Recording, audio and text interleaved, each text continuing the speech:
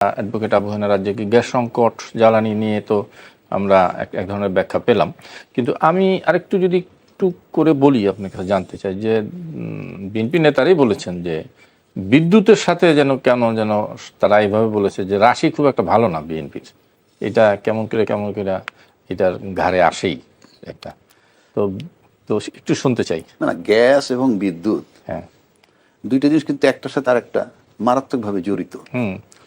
Basically তো বিদ্যুতের সংকট আমাদের নাই যদি ঠিক মতন সব উৎপাদনে যায়, কিন্তু গ্যাসের কারণেই এটা হচ্ছে। আপনার আমাদের যে প্ল্যান্ট গুলা হইছে বিদ্যুৎ তৈরির, মূলত গ্যাস ভিত্তিক, মূলত কয়লা ভিত্তিক আছে, গ্যাস ভিত্তিক আছে, ইলেকট্রিসিটি ভিত্তিক, নানান ভিত্তিক থাকে, ফার্নেস অয়েল ভিত্তিক আছে। কিন্তু আমরা গত 15 বছরে বিগত সরকার যেগুলো করছে মেইনলি গ্যাস ভিত্তিক করছে।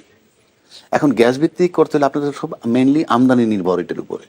কিন্তু আমার নিজস্ব গ্যাস ফিল্ড যেগুলো আছে সেগুলোর ক্ষেত্রে কাজ করা উচিত ছিল, কোনো কাজ করে নাই আমাদের জানা মতে।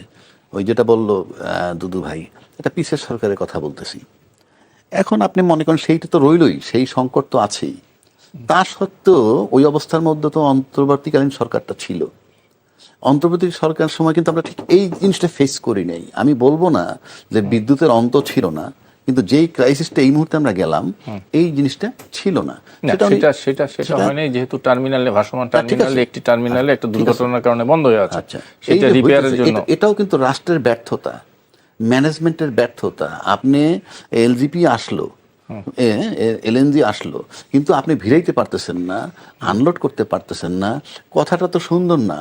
আপনি একটা রাষ্ট্র চালাবেন, সেটার জন্য আমরা এখন বাণিজ্য মন্ত্রী না অর্থমন্ত্রী কে বললো বাণিজ্য 2 বছর মতো সময় লাগবে। ভাই আপনি এটা বললে তো পার পাবেন না। আপনার থাকলেই আপনার বাসায় তো এই ঘাটতিটা হবে না।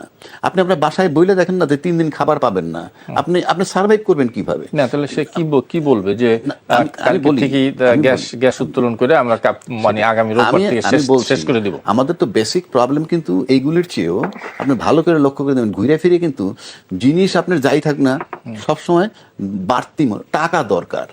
আপনার টাকা একটা বিরাট ফ্যাক্টর। আপনি দেখেন আমার বিদ্যুৎ থেকে কেন্দ্র থেকে বিদ্যুৎ পাবো না, কিন্তু তাদের ক্যাপাসিটি চার্জ আমার দিতে হবে। এবং বিদ্যুতের যে রেট ধরছে, যে কালেকশন হয়, তার থেকে স্টেট 40% টাকা চলে যাচ্ছে ক্যাপাসিটি চার্জ হিসাবে। না, এটা তো উত্তরাধিকার সূত্রে বিদ্যুৎ কোম্পানিগুলোর সাথে গত আওয়ামী সরকার আমি সেটাই বলতেছি, চুক্তি করে রেখেছে। আপনি বললে তো হবে না, আমাকে তো বলতে দিতে হবে। 40% আমার ক্যাপাসিটি চার্জ হিসেবে দিতে হবে। আপনি জনগণকে যদি বইলা রাখেন যে 2 বছর অপেক্ষা করতে হবে, ধৈর্য ধরতে হবে, ভালো কথা। একইভাবে যারা ক্যাপাসিটি চার্জ নেয় তাদেরকে একটু ধৈর্য ধরতে বলেন না কেন? তাদের কি ধৈর্য ধরতে? হ্যাঁ, আমরা দিতে পারবো না, এখন আমরা দিতে পারবো না আপাতত। আপনি চুক্তি করেছেন? চুক্তি করি, তাতে কি? আপনি তো রাষ্ট্রটা চালাবেন নাকি রাষ্ট্রটা চালাবেন না? আপনি আমাদের বিদ্যুৎ দিবেন না, আপনার ক্যাপাসিটি চার্জ দেওয়ার জন্য আমার কাছে টাকা নিবেন বাড়তি, নিয়ে 40% তাদের পরিশোধ করবেন। জনগণ পাবে কি? আপনি তো ভাই জনগণের সাথে নিয়ে থাকতে হবে। আপনি যদি মনে করেন সত্য কথা বললেন ক্ষমতায় এসে, আপনি থাকবেন কিভাবে? আপনার এই প্রবলেমগুলোর জন্য কোনো আন্দোলন লাগবে না তো। আমি একটা তর্কের খাতিরে কথা বলছি।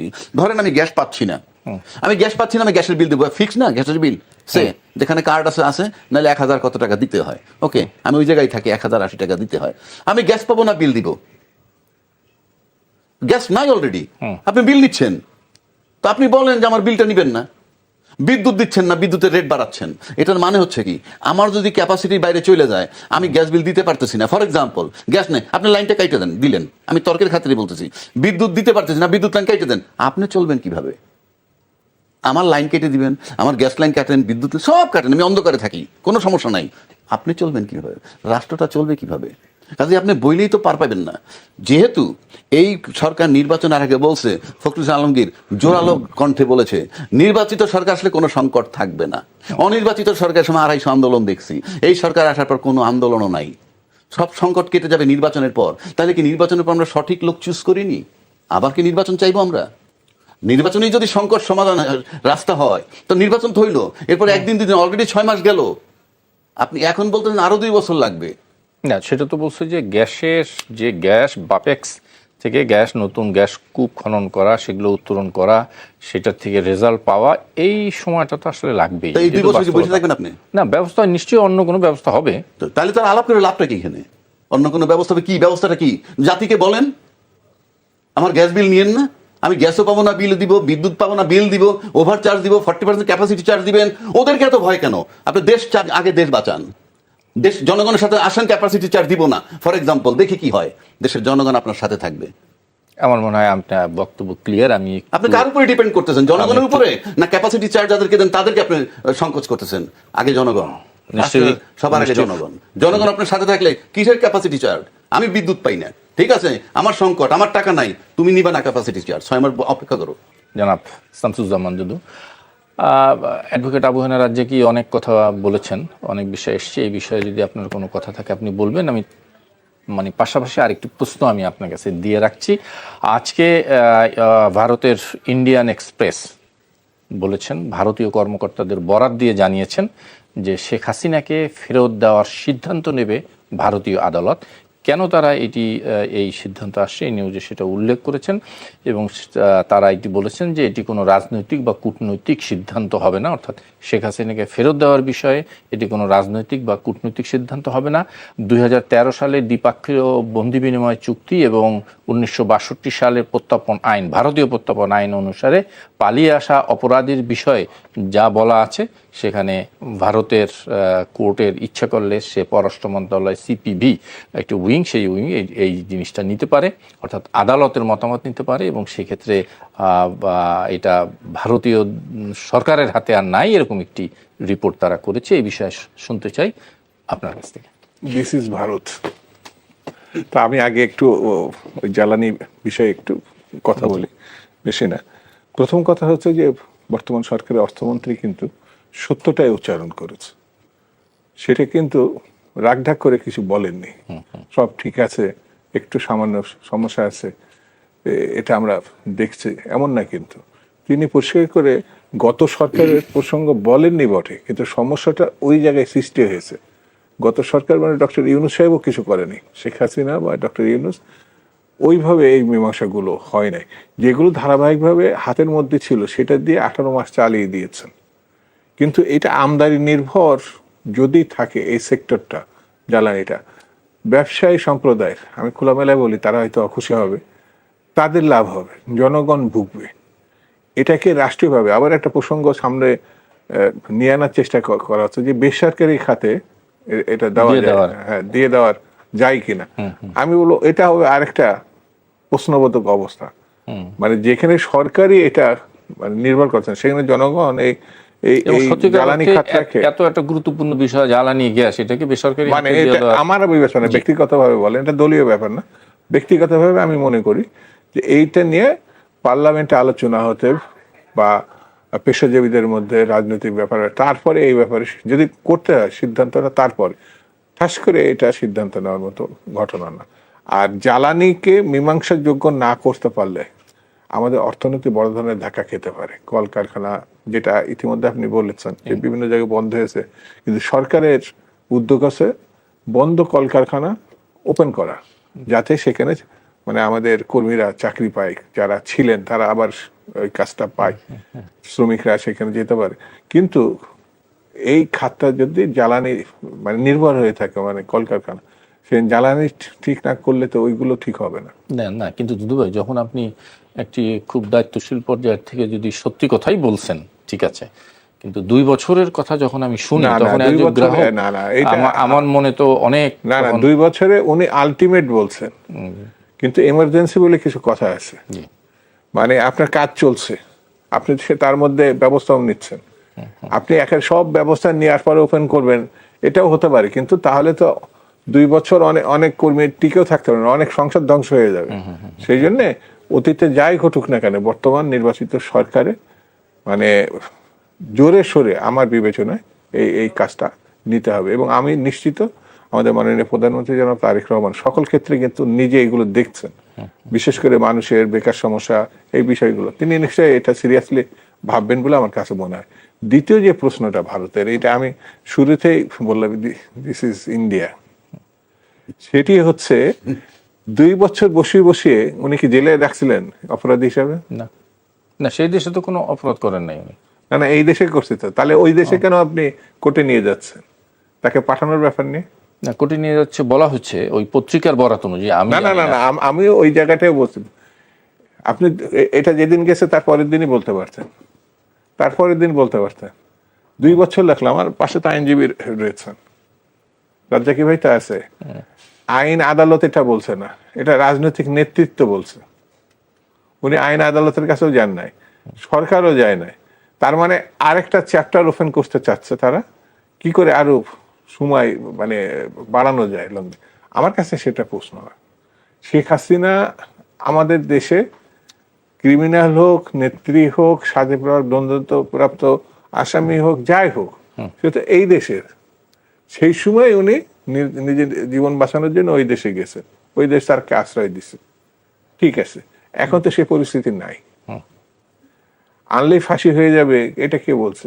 আইন আদালত আছে না, না? ফাঁসি তো ওনার না আইন আদালত দণ্ড আছে তো না। হয়েছে না না ফাঁসি। না না, আমি আপনার এই জন্যই বলছি যে এখানে উনি আসবেন, তাকে আইনের আওতায় নেওয়া হবে।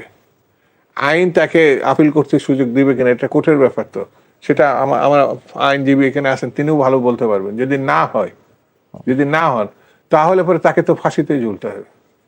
আমরা তো কোন রকম দেশ বিরোধী, মানুষ হত্যা কোনো কিছুই করি নাই।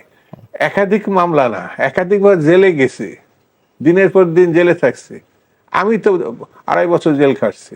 সরকারের বিরুদ্ধে আপনি আন্দোলন করছেন, সরকার হ্যাঁ, সরকারের বিরুদ্ধে গণতান্ত্রিক ভাবে যে কেউ বলতে পারে, যে কেউ তার প্রোটেস্ট করতে পারে, যে কেউ। আমার নেত্রী 6 বছর ধরে জেলে রাখা হয়েছিল মিথ্যা মামলায়, দেশ নেত্রী বেগম খালেদা জিয়া। আমাদের এমন কোন মহাসচিব সহ এমন কোন নেতা বা কর্মী নাই যার বিরুদ্ধে মামলা এবং জেলে নেওয়া হয়নি। মহাসচিবের সঙ্গে আমি 4-5 বার থাকছি। তো তিনি অসুস্থ, বয়স্ক মানুষ, এই যে বিবেচনায় রাখেন। এই যে অর্থমন্ত্রীর কথা বললেন, আমি প্রশ্নমত, উনিও জেলে ছিলেন, কে জেলে ছিল না? তো আজকে উনি ওখানে আছেন, জেলে না, রাষ্ট্রীয় অতিথি হিসাবে আছেন। এই কথাটা একাধিকবার ভারতীয় সরকার রয়েছে। রাষ্ট্র যখন ফেরত দেওয়ার কথা উঠলো, তখন আইন কাজ করলো। এতদিন তো উনি রাষ্ট্রীয় অতিথি ছিলেন। রাষ্ট্রীয় অতিথি ছিলেন, আবার তার দেশে নিয়ে এসে পৌঁছায় দেবেন। এখান থেকে যেমন হেলিকপ্টার গেছে, হেলিকপ্টার নিয়ে পৌঁছে দেবেন, না হলে বলবে যে আমাদের সরকারকে নিয়ে আসবে। কিন্তু এখানে যে কথাগুলো ওনারা বলছেন, সবগুলো আছে প্যাঁচ লাগানো, সবগুলো আছে মানে তাদের কাছে রেখে দেওয়া, এখানে প্রত্যাবর্তন। সেটা তো একটা জিনিস গেল, এই ব্যাখ্যাটা নিশ্চয়ই আমি ওইটা একটু শুনে আসি, তারপরে আমার মনে হয় আপনার কাছে আবার এসে এই প্রশ্নটা জানবো। অ্যাডভোকেট আবু হেনা রাজ্জাক, এই আদালত পর্যন্ত নিয়ে যাওয়ার একটা যে আমরা দেখতে পাচ্ছি, যেটা দুদু ভাই বলছেন, আর একটা প্যাচ লাগানো, আপনার কি মনে হয়? না, আপনি তো এখানে দুটো আইনের কথা বলছেন। আমি বলি নাই, ওদের দেশের আইন। ওইটা আপনি উল্লেখ করছেন। 1962 একটা আইন, জি, আর 2013 একটা আইন আমাদের আছে। 2013 যে আইনটা হয়েছে সেটা হলো দ্বিপাক্ষিক, সেটা হলো বন্দি বিনিময়। জি, অর্থাৎ তার দেশের কোনো ব্যক্তি মানে বন্দি থাকে, যে তাদের জন্য ওয়ান্টেড, তাকে বিনিময় করব। আমার কোনো আসামি যদি এখানে বন্দি থাকে, আমার কোনো ব্যক্তি যে আমার কাছে আসামি ওইখানে বন্দি, ওয়ান্টেড হইলে সে দিবে। এটা হলো 2013 মোটা দাগে। আরো কিছু জিনিস আছে। আর 1962 যেটা বলছে, সে পালায় যদি কেউ যায় ওখানে। আচ্ছা, তাহলে প্রথম আপনাকে ডিসাইড করতে হবে শেখ হাসিনা ওখানে গেল কিভাবে। এই জায়গাটা অবশ্যই আপনাকে আসতে হবে। কারণ আমরা জানি যে শেখ হাসিনা যখন যান দেশ থেকে, উনি পলাতক না ক্ষমতা ছাড়ছে কিভাবে, সেটা আমি যাচ্ছি না, অন্য চ্যাপ্টার। বাট উনি যাচ্ছেন যখন, তখন কিন্তু দুই দেশের মধ্যে যোগাযোগ হয়েছে। আমার একটা এয়ারফোর্সের ফ্লাইট, বিমান, যুদ্ধ জাহাজ যখন আমার আকাশসীমা ক্রস করবে, অনুমতি ছাড়া যাওয়ার প্রশ্নই ওঠে না। তাহলে অনুমতি নিছে কে? বাংলাদেশের পক্ষ থেকে বাংলাদেশ আর্মি, বাংলাদেশ এয়ারফোর্স, বাংলাদেশ নেভাল, যারাই থাকুক তৎকালীন, প্লাস ওই দেশে যারা সংশ্লিষ্ট, যেটা ওখানকার আর্মি হোক, ওখানকার রাজনীতিবিদ হোক, ওখানকার জয়শঙ্কর সাহেব হোক। কারণ জয়শঙ্কর সাহেব বলছেন অলরেডি, বারবার অনুমতি চাইছে, ফাইনালি আমরা তখন। তার মানে কি? তিনি কিন্তু ওই হিসাব করলে দুই দেশের সাথে সমঝোতা করে তারপরে গেছেন। তাহলে বৈধ যাওয়া, তাহলে পালিয়ে যাওয়া না, বৈধ যাওয়া। এখন যদি বৈধ যাওয়া হয়ে থাকে, বৈধ যাওয়া হয়ে থাকলে 1962 আওতায় আপনি তারা কিভাবে আনবেন? তাকে আদালতে কেন নিবেন? এইবার আসেন, এটা বৈধ যদি হয়। আর যদি 2013-তে আসি, সে তো ওই দেশে বন্দি না। কারণ বন্দি থাকলে তো আমরা জানতাম যে উনি গ্রেফতার। না, বন্ধু তো তারা বলছেও না। তাহলে আমরা চাইতাম বন্দি। যিনি বন্দি না কিন্তু পালায়ে যান নাই, না পালায়ে গেলেন 1962 তে কেমনে আনবেন? যদি বন্দি না থাকেন 2013 কেমনে আনবেন? 3, যদি সমঝোতার ভিত্তিকে যে থাকে আমি তাকে চাইবো কেমনে? 4, যদি এই সমঝোতার ভিতরে যারা আলাপ করছে আমার দেশের যে পার্ট, ওই পার্টের বিচার তো আমি করতে পারবো না, আমি আমার পার্টের কথা বলতেছি। আমার পার্টের যারা সম্পৃক্ত ছিল সমঝোতা করার নামে, তারা যদি সেটা বৈধভাবে করে থাকে, রাইট থেকে থাকে, কৈফিয়ত দেখ যে আমরা বৈধভাবে করছি। আর যদি অবৈধভাবে করে থাকে তাহলে তাদেরকেই তো ইন্টারোগেট করা দরকার, তাদেরকেই তো তদন্তের আওতায় আনা দরকার। সুতরাং প্রশ্নগুলো তো সঠিক। আপনি শেখ হাসিনাকে আগে নির্ধারণ করতে উনি পালিয়ে গেছে, ভারতের কাছে পালিয়ে যাওয়া লোক কিনা। না এখন আপনাকে আইনের জটিলতাটা না ঠিক আছে, ক্লিয়ার। কিন্তু আমি একটা জিনিস জাস্ট তর্কের খাতিরে বা জানার জন্য যদি আমি বলি, আপনি যেহেতু আইনের মানুষ, যদি বিভিন্ন সময় আওয়ামী লীগের বিভিন্ন নেতারা বলতে চান এই কথা যে ওনাকে যে বিদেশে নিয়ে যাওয়া হচ্ছে এটা শেখ হাসিনা জানতেন না, শেখ হাসিনা তো আমার সাবজেক্ট না। তাহলে প্লেনের ভিতরে কি আছে সেটা আমার সাবজেক্ট না। সাবজেক্ট আমার তো একটা বিমান বাহিনীর ফ্লাইট যাচ্ছে, তাহলে ওই দেশে তো সমঝোতা করে গেছে। আপনি তো ওইটাকে অ্যালাউ করেন নাই, তো একটা দেশ তো অ্যালাউ করবে না। আমার সেটি করলো, কিন্তু যদি অ্যালাউ করলে যিনি সাবজেক্ট যিনি সাবজেক্ট জানে তারা যে এটার ভিতরে শেখ হাসিনা আছেন, তারা অ্যালাউ করছেন। আর আমরা সমঝোতা, আমরা এখান থেকে আলাপ করছি, দুই পক্ষ তো আলাপ হয়েছে। আইনের দৃষ্টিকোণ থেকে আমাকে জোর করে নেওয়া হয়ে গেছে বা অথবা আমার অজ্ঞাতে নেওয়া হয়ে গেছে, এর দ্বারা কি আইনের কোনো আমি কিছু পাবো কিনা? সেটা তো আপনি ভিন্ন চ্যাপ্টার ওপেন করলেন, যে শেখ হাসিনা যদি ওপিনিয়ন দেয় যে আমাকে জোরপূর্বক নিয়ে আসছে কিংবা আমাকে না বইলে নিয়ে আসছে, সেটা আর একটা সাবজেক্ট। আমি বলছি ইন্ডিয়ান এক্সপ্রেস যে কথাগুলো বলছে তার আলোকে শেখ হাসিনা সেটা বলুক। হ্যাঁ আমাকে ধরে নিয়ে আসছে আমি জানি না, বলে নাই, তখন পর্যন্ত আমরা এই স্টেটমেন্ট তো পাইনি। বলুক, সে বললে পর আরেকটা অধ্যায় ওপেন হবে, সেটা তো আরেক চ্যাপ্টার। আমরা আলোচনা করলাম ইন্ডিয়ান এক্সপ্রেস যা প্রকাশ করছে সেটা। আপনি 1962 ফালাইতে হইলে তাকে আনতে যে সে ওখানে পলাতক হিসাবে পালায়ে গেছে, কিন্তু পালায়ে যায় নাই। জয়শঙ্কর সাহেবের স্টেটমেন্ট আছে, আমার দেশের সরকারের স্টেটমেন্ট আছে, দুই দেশ আলোচনা করে তাকে পৌঁছেছে। আপনি একটা সামরিক বাহিনীর একটা প্লেন আরেক দেশ ক্রস করতে পারবে না উইদাউট দেয়ার ক্লিয়ারেন্স। আচ্ছা, আমি এই প্রসঙ্গের সংশ্লিষ্ট আরেকটু বিষয় একটু যাই, এটার সাথে রিলেভেন্ট। সেটা হলো যে আজকে পররাষ্ট্র মন্ত্রণালয়ের মুখপাত্র জনাব শহীদুল করিম জানিয়েছেন যে প্রধানমন্ত্রী তারেক রহমানের ভারত সফরের অনুকূল পরিবেশ নাই। উনি আরও কিছু বিষয় বলেছে, শেখ হাসিনার প্রসঙ্গে এসছেন, ওসমান হাদি হত্যা মামলার আসামিদের ফিরিয়ে দেওয়ার বিষয়টি এসছেন, সব কিছু মিলে তো আপনার কি আমরা যদি বলি, এবং এর এমন একটি প্রেক্ষাপটে কিন্তু আমাদের প্রধানমন্ত্রী মানে তারেক রহমানের ভারত সফরের বিষয়টিও আলোচিত হচ্ছে।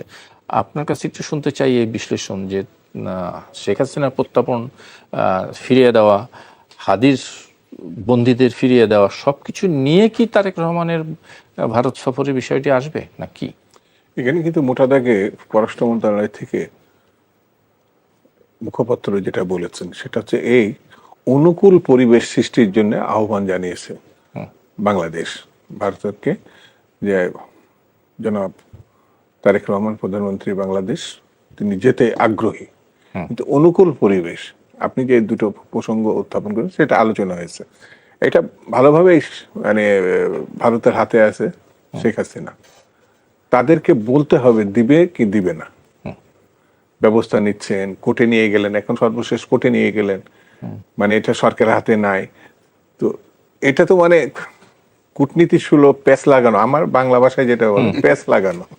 আর আইনগত দিক থেকে রাজ্যকে ভাই অনেকগুলো জিনিস এখানে কিন্তু পরিষ্কার করছে আইনগত দিক থেকে।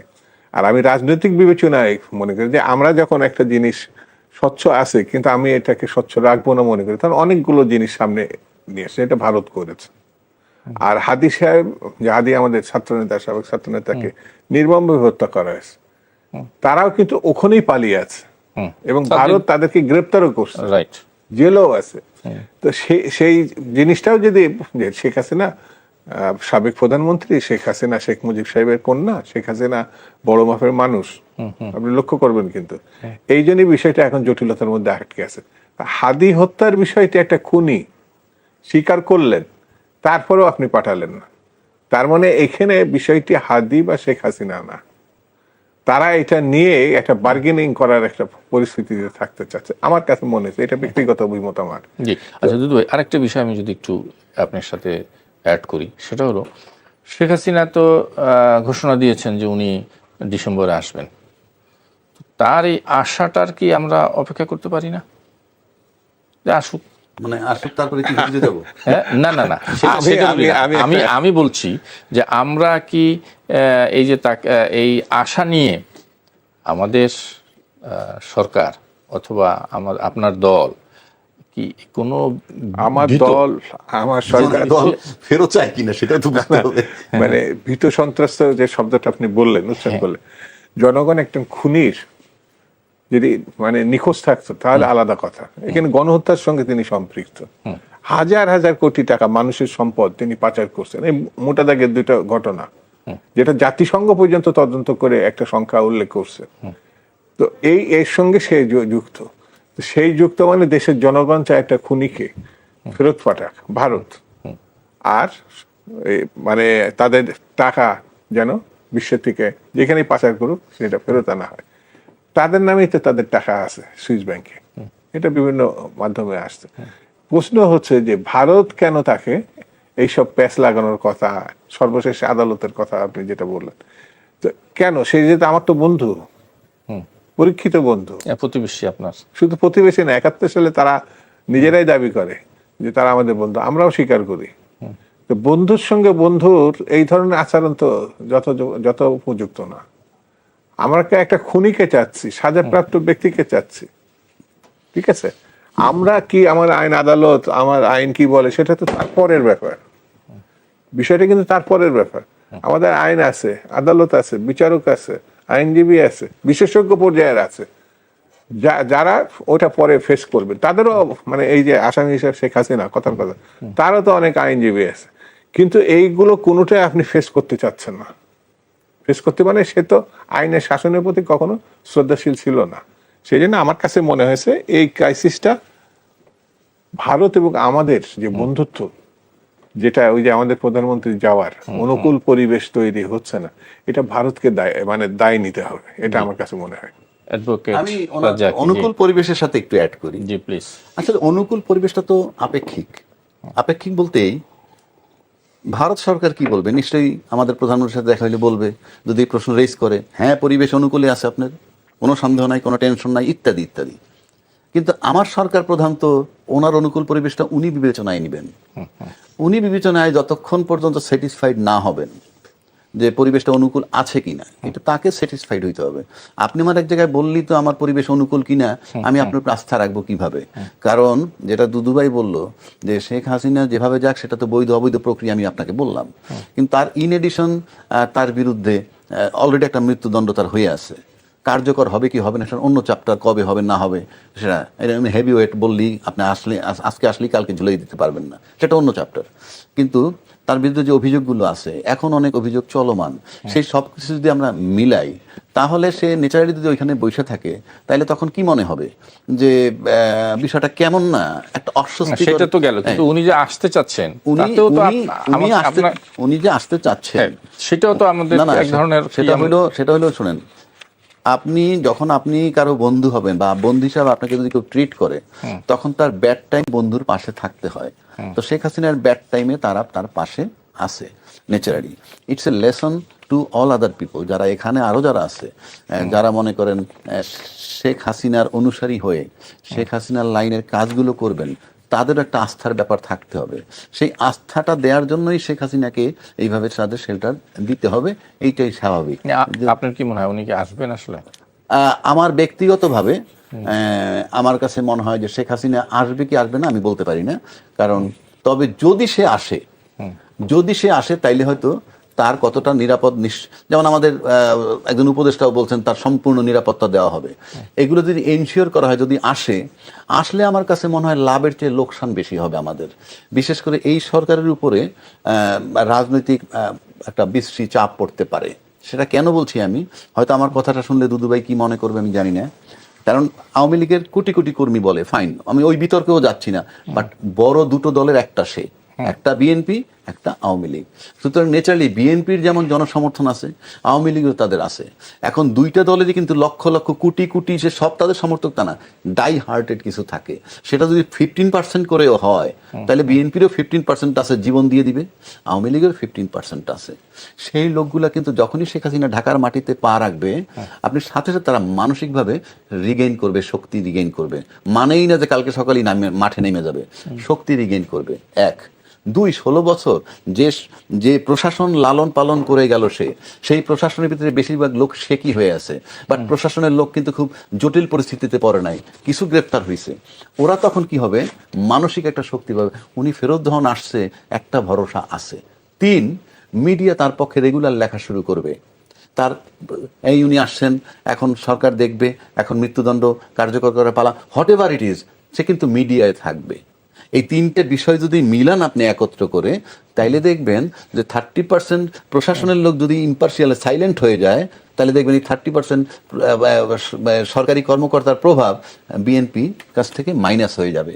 সেই দৃষ্টিকোণ থেকে যদি আপনি দেখেন, আমার কাছে মনে হয় শেখ হাসিনা ফেরত আসলে একটা রাজনৈতিক চাপ পড়বে এই সরকারের উপরে, এতে আমার কোনো সন্দেহ নেই। দুদু ভাই, এই বিষয়ে যদি কোনো কিছু বলার আপনি থাকে বলবেন। আমি একটা প্রশ্ন, আমার অন্য একটা বিষয় আমি যাব, সে বিষয় নিয়ে কথা বলবো। প্রথম কথা হচ্ছে তার ফাঁসি ছাড়া আর কোনো বিকল্প আছে আমার কাছে মনে হয় না। তিনি যে গণহত্যার সঙ্গে সম্পৃক্ত, তিনি এই সময়ে মনে করছেন যে সব মানুষ ভুলে যাবে, এটা আমার কাছে মনে হয় না। 2 নম্বর হচ্ছে ভারত যতক্ষণ তাকে ছুঁড়ে ফেলে না দেবে, ভারত আশ্রয় দিছে, ভারত তার দায় থেকে মুক্তি হতে চাবে, তখনই তাকে এই দেশে বা অন্য কোনো দেশে, ভারত আমার কাছে যেটা মনে হয়, যদি নাও রাখতে চায় এই দেশে ফিরাবে ভারত তাকে, এটা আমার কাছে বিশ্বাসযোগ্য মনে হয় না। উনি কি আসতে পারে? না, সবই তো হাইপোথেসিস।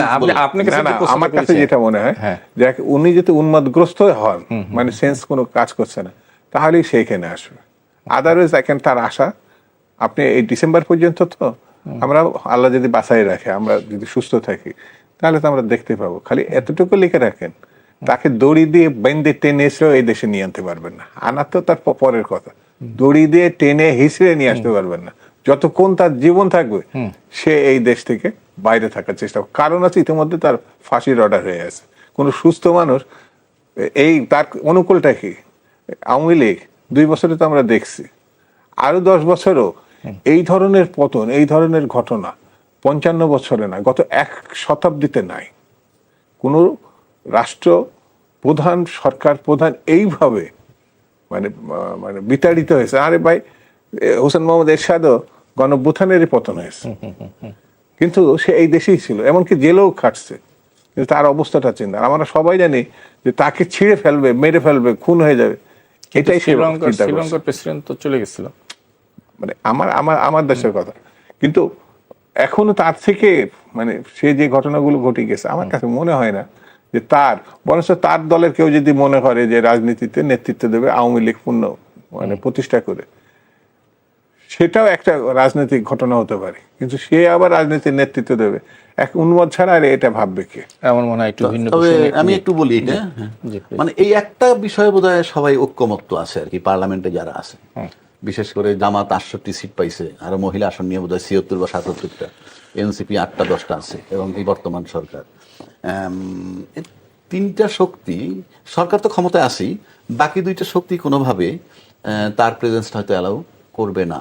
তো সেক্ষেত্রে আমরা তো সবাই হাইপোথেটিক্যাল আলাপ করতেছি, সেক্ষেত্রে তার ফিরে আসার মতো চিন্তা ভাবনা খুবই ক্ষীণ, ফিরে আসার বিষয়টা। আর যদি আসতে পারে ওই সমস্ত প্রক্রিয়া কইরে, তাহলে আলটিমেটলি আমি যেগুলো বলছি, এই সরকারের উপরে প্রেশার ক্রিয়েট করার জন্য একটা অন্যতম সহায়ক শক্তি হবে সে, যদি আসতে পারে। দুদু ভাই, একটু আজকের আরেকটি ঘটনার একটু উল্লেখ করতে চাই, পে স্কেল নিয়ে। আজকে পে স্কেল, সরকারের পে স্কেল, আজকে মুখ্য সচিব জানিয়েছেন যে এটা রেডি আছে, যে কোনো সময় এটা ঘোষণা করবে। তো এটা নিশ্চয়ই সরকারি কর্মচারীদের জন্য একটি ভালো খবর। কিন্তু প্রশ্ন হচ্ছে, জাস্ট একদিন আগেই আমাদের জ্বালানি মন্ত্রী সিপিডির একটি অনুষ্ঠানে উনি অনলাইনে যুক্ত হয়ে জানিয়েছিলেন যে অর্থনৈতিক সংকটের কথা উল্লেখ করে বলেছেন, আশঙ্কা করেছেন এমন একটি কথা, যে আগামীতে সরকারি কর্মচারীদের বেতন কিভাবে দিব সেটা নিয়েই তো আমাদের এক ধরনের অনিশ্চয়তা আছে। তো এমনি একটি পরিস্থিতিতে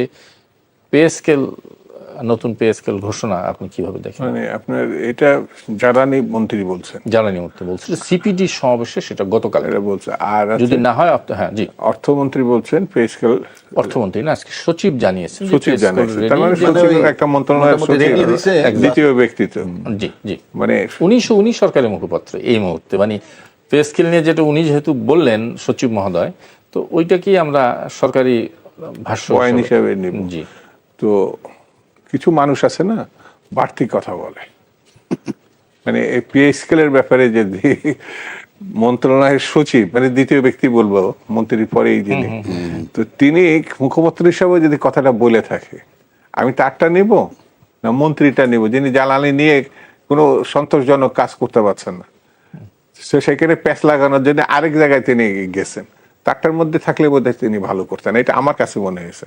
এটা বরঞ্চ পে স্কেলের ব্যাপারে যারা কাজ করছেন তার মুখপাত্র হিসেবে যেহেতু সচিব বলছেন, আমি ওইটাই ধরতে পারি। আর মানে টাকা এখন কত আছে, মানে 6 মাস পরে কত হবে, তারপরে কত, এটা তো পর্যায়ক্রমের ঘটনা। আমি যে সুবিধাটা সরকারি কর্মচারীদের দিব, সবকিছু 5 বছরের জন্য রেডি করে তারপরে আমি এটা ঘোষণা করব, এমন তো হয় না। আমি 3 মাস চালানোর মতো ক্ষমতা আছে, 6 মাস চালানোর মতো, 1 বছর চালানোর মতো, তারপরে তো আবার সোর্স আছে। এবং সরকারি যারা মানে এই ব্যাপারে যারা আমরা তো দেখি যে পে স্কেল ঘোষণার সাথে সাথে সব জিনিসপত্র দাম বেড়ে যায়, তারপরে মানে মূল্যস্ফীতি তো আছেই এক ধরনের, যদিও পে স্কেলের আমি যেটা মনে করি, সরকার সবকিছু বিবেচনায় নিয়েই তো ঘোষণা করবে।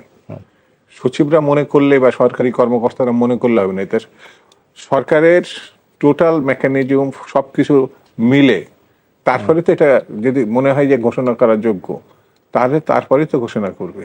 তাহলে তো আমার কাছে মনে হয় না যে এটা নিয়ে এত উদ্বিগ্ন। রাজ্জাক ভাই একটু শুনতে চাই। এটা তো ভেরি সিম্পল, কারণ এটা যেহেতু সচিবদের স্বার্থ ইনভলভ, সুতরাং ন্যাচারালি আমরা আমলাতান্ত্রিক জটিলতায় পড়ে আছি কাল ধরে। সুতরাং তারা তো এক স্টেপ বাড়াইয়ে বলবে এবং তারা চাইবে এটা যত দ্রুত কার্যকর করা যায়।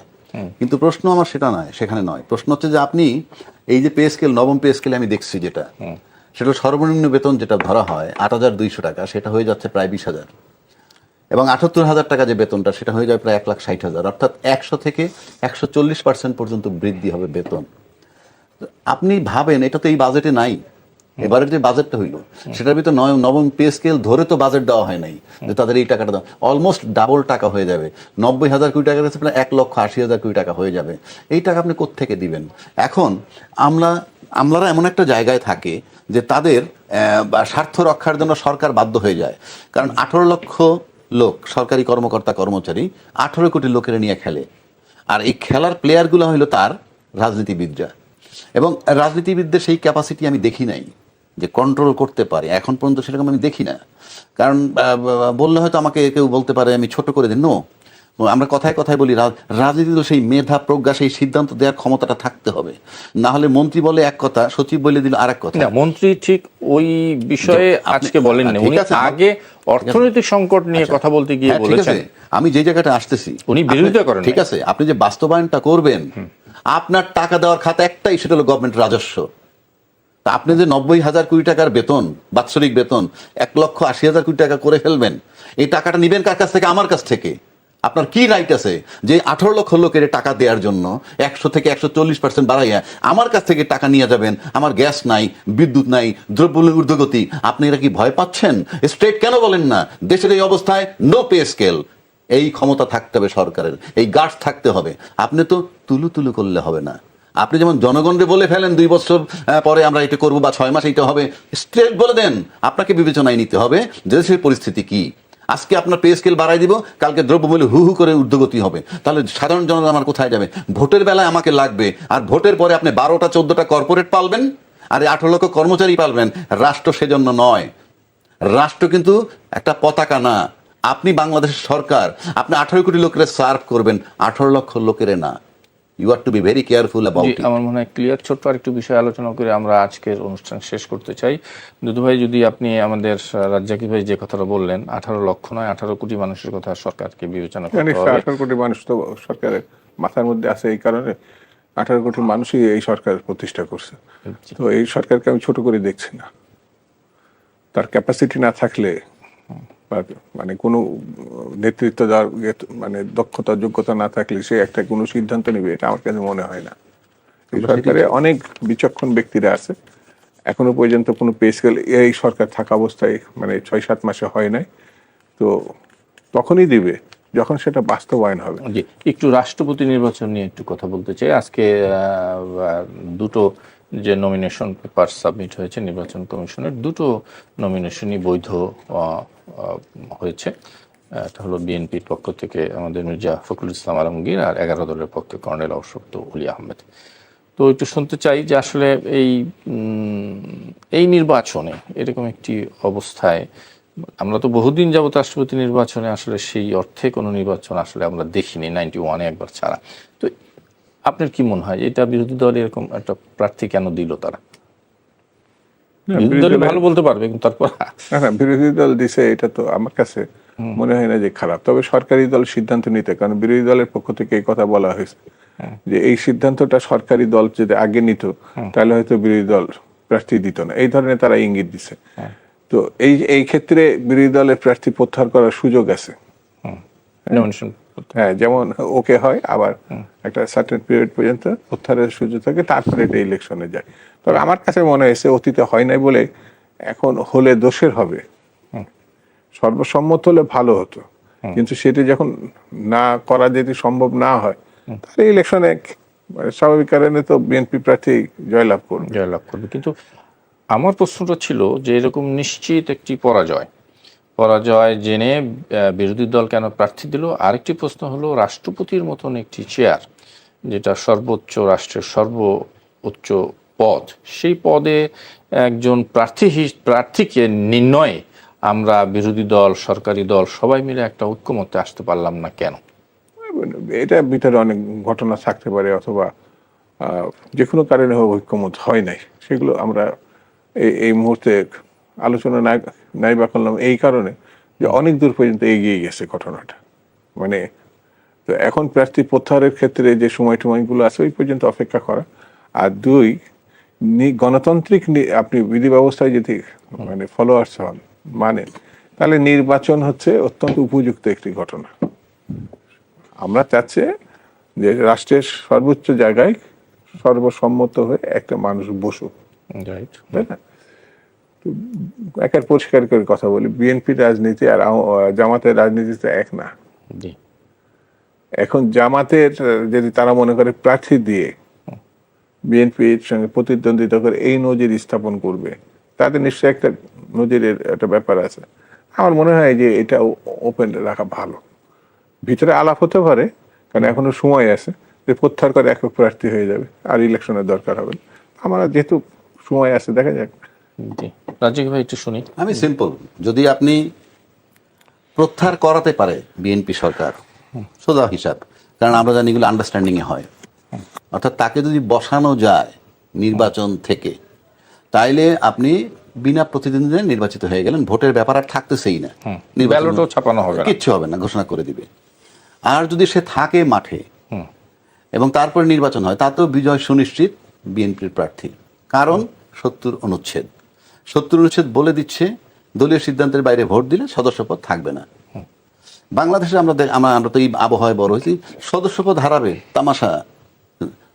এক্ষেত্রে তখন বোঝা যাবে যদি সে প্রত্যাহার না করে, তাহলে রাষ্ট্রপতি নির্বাচন সাংবিধানিকভাবে একটা অগণতান্ত্রিক প্রক্রিয়া, সেটা এস্টাবলিশড হবে।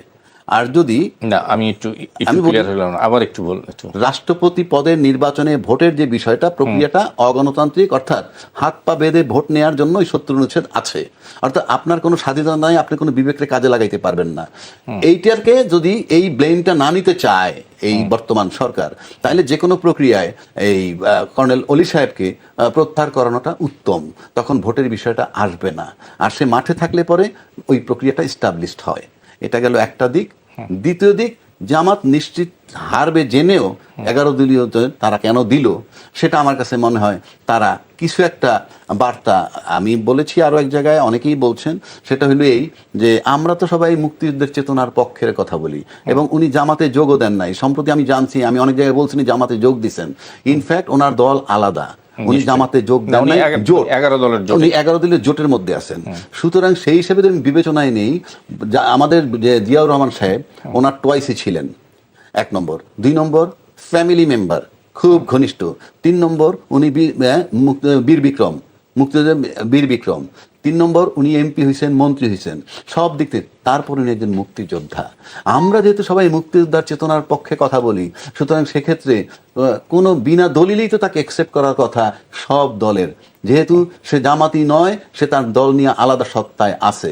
আর জোট বানানো কোনো দোষের নয়, কারণ অতীতে বিএনপিও কিন্তু জামাতের সাথে জোট করেছে এবং তাদেরকে মন্ত্রীও বানাইছে। সুতরাং সেই বিবেচনায় সেই মেসেজটা দেওয়ার জন্যও জামাত হয়তো এই প্রার্থী, মানে জামাত বলবো না, ওই 11 দলীয় জোট এই প্রার্থীটা দিচ্ছে আমার কাছে একটা বার্তা দেওয়ার জন্য।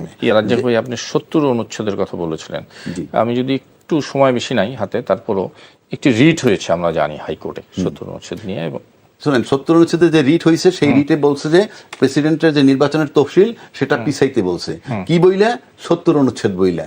এইটা অগণতান্ত্রিক। বাট আপনি যদি ব্যক্তিগতভাবে আমার কাছে এই প্রশ্ন করেন, আমি যা বলি একদম জেনুইন, আমার কাছে কোনো পক্ষপাতিত্ব নাই। আপনি মনে করেন কোর্টে এটা হাত দেওয়ার কথা না, কারণ এটা সংবিধান এটা যদি ভুল থাকে, অগণতান্ত্রিকও থাকে, সেটা কোর্ট অবজারভেশন দিতে পারে যেটা অগণতান্ত্রিক হয়েছে, তোমরা ডিসাইড করো। এটা পার্লামেন্টেরই ঠিক করতে হবে। পার্লামেন্ট যেমন 70 অনুচ্ছেদ বানাইছে, আবার যদি এটা অগণতান্ত্রিক হয়ে থাকে, এটা বাতিল করতে হলে পার্লামেন্টেরই করতে হবে। ইনফ্যাক্ট কোর্টের এন্টারটেইন করার কিছু নাই। আমরা শেষ করব, যদি দুধু ভাই যদি এই 70 অনুচ্ছেদ নিয়ে কোনো কথা বলেন।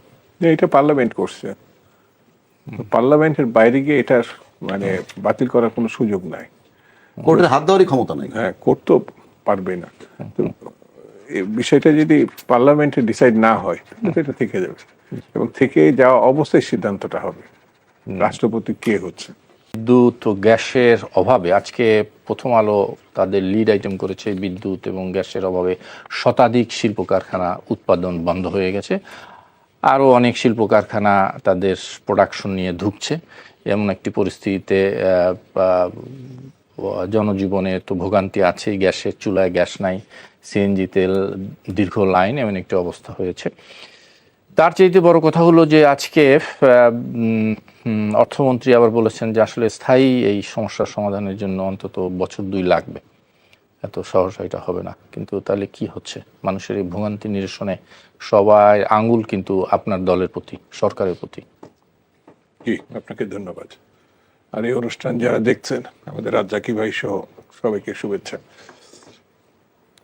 আসলে মানুষের মানে অনেক দিনের আশা আকাঙ্ক্ষার একটা সরকার হচ্ছে আমার বিবেচনায় গত 12 ফেব্রুয়ারিতে নির্বাচিত যে জনাব তারেক রহমানের নেতৃত্বের যে সরকার বা বিএনপি সরকার, এটার পিছনে একটা সুদীর্ঘ সংগ্রাম আন্দোলন এটা রয়েছে।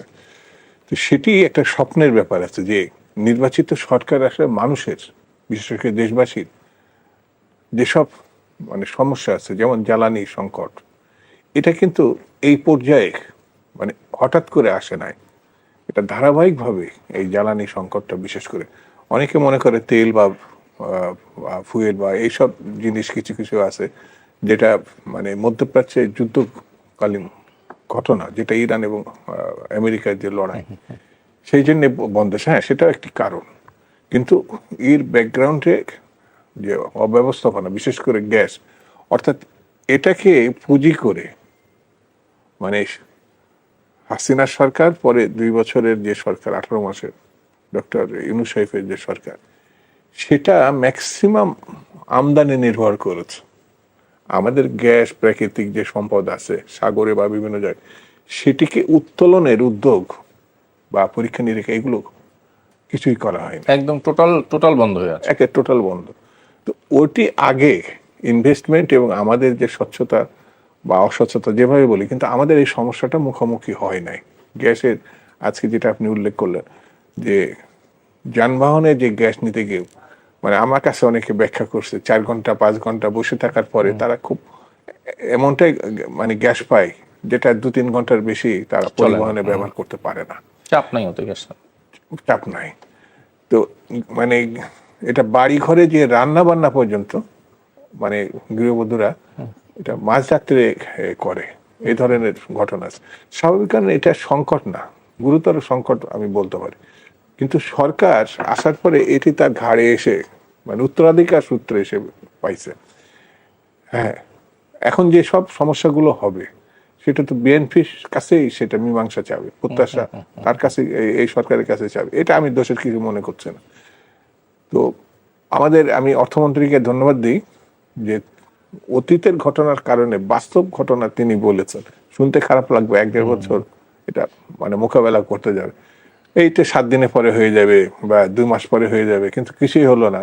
তো প্রিপারেশনের একটা ব্যাপার আছে, তো যে কোনো পরিবার একটা প্রিপারেশন নেবে, সে যদি জানে 6 মাস 1 বছর 1.5 বছর এই মুখোমুখি হওয়া লাগতে পারে।